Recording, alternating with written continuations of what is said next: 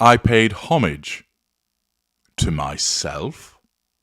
Hello, I'm H.G. Tudor.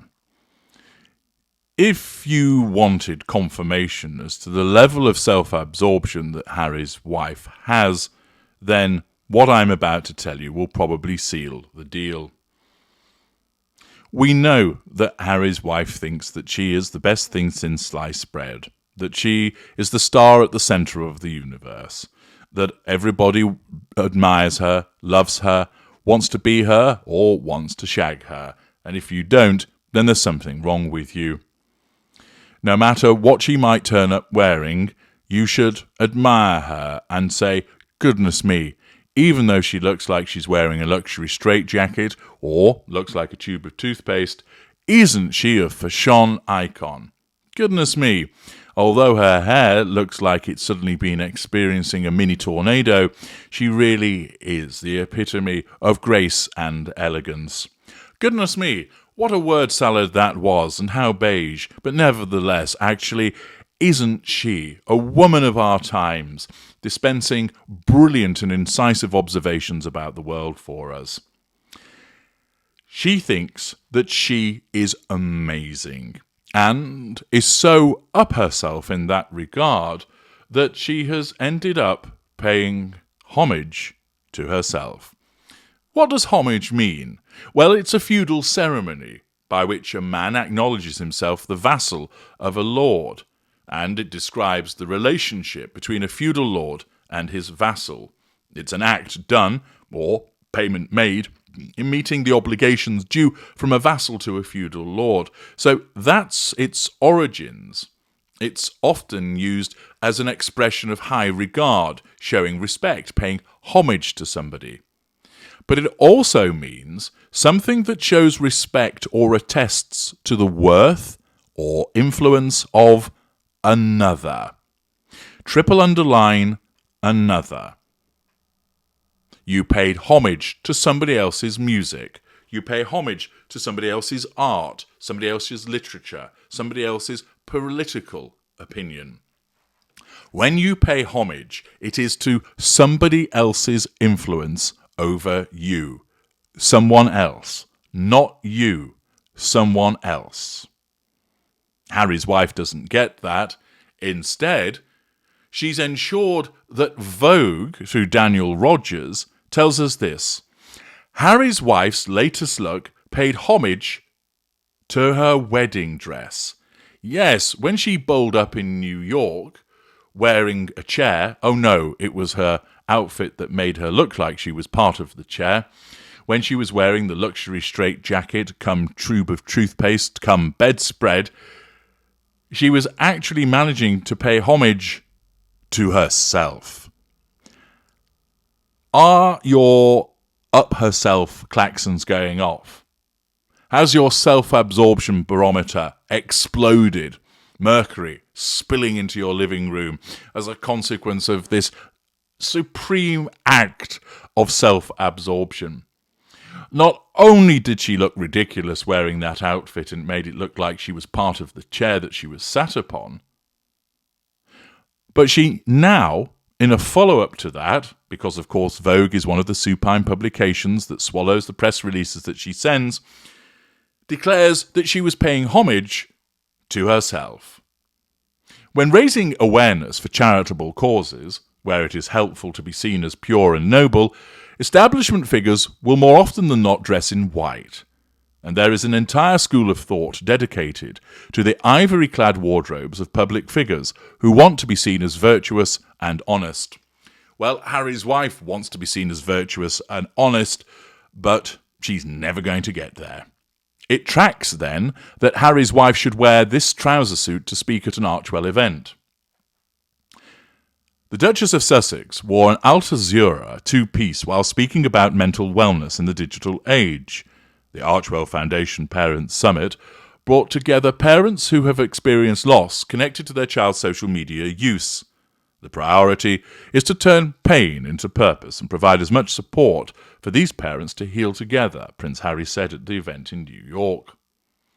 An off-the-shoulder boat neck, which really did look like the top of a sheet turned down in a on a bed, Harry's wife's blazer called to mind the Claire Waite Keller designed dress that she wore on her wedding day.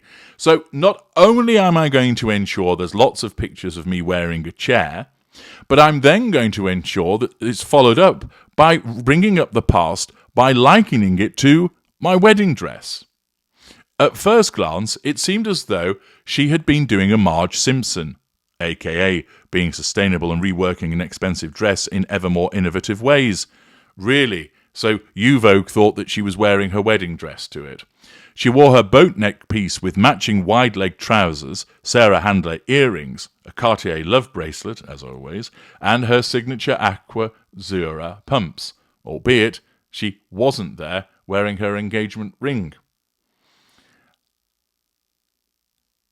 It is astonishing, but not surprising, that Harry's wife ensures that she turns up dressed in an expensive straitjacket, and then after the event, which is meant to be about the grief and loss of parents whose children lost their lives as a consequence of the dark side of social media, she manages, as always, to ensure that it's not talking about them or their experiences or what they had to say.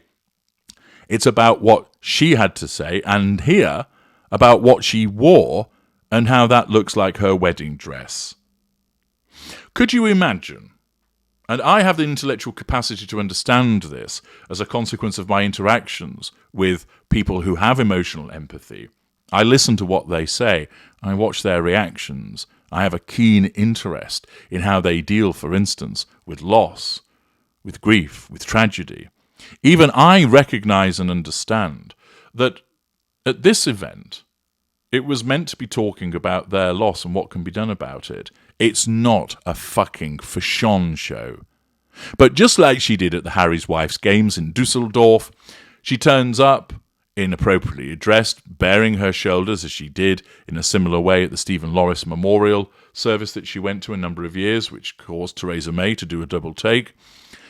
And that thereafter, rather than think, okay, we don't need to bang on about the fashion, this is an event dealing with an important, upsetting and tragic subject. No. In actual fact, I'll carry it on by not only talking about what I'm wearing, but making a reference to it being similar to what I wore at my wedding. It just demonstrates the gutter-snipe nature of this individual, and that her narcissism knows no bounds with regard to the grasping way that she pursues fuel, that she pursues control. Certain narcissists would be able to attend an event such as this with the utilization of their facade. They would be able to listen to what's been said. They would utilize the publicity from it, but they would do so in a way which is a win-win. Namely, they would ensure that it's talking about we, that they would bolt on the experiences of those parents, exhibit false compassion for them, but allow their stories to be put forward, and then they would piggyback it by being associated with the event. They would allow the event to speak for itself, but demonstrate their goodwill and manage their facade by being associated with it, rather than turning it into their own personal show of talking about, I'll talk about my kids even though you've lost yours. I will show off my inappropriate fashion rather than wear something appropriate to the circumstances of what we're dealing with.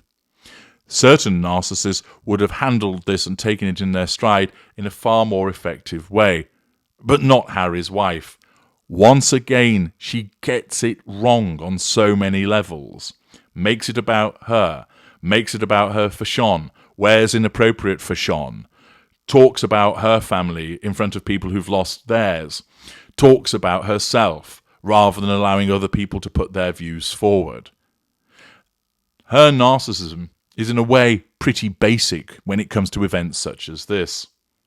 It really isn't able to cope on the stage that she scrambled to, something I've told you so many times before. And it demonstrates the ultimate in self-absorption, that she ends up paying homage not to anybody else, but to herself. I'm H.G. Tudor. Thank you for listening.